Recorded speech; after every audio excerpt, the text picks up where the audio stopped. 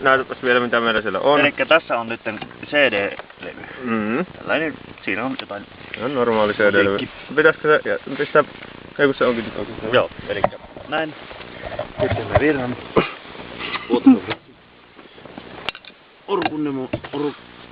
Asennamme kameran. No niin, jatkakaa.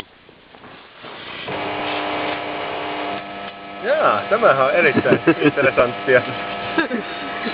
Sangen. Tästähän saatais jouluvalot tehtyä tästä CD-levystä.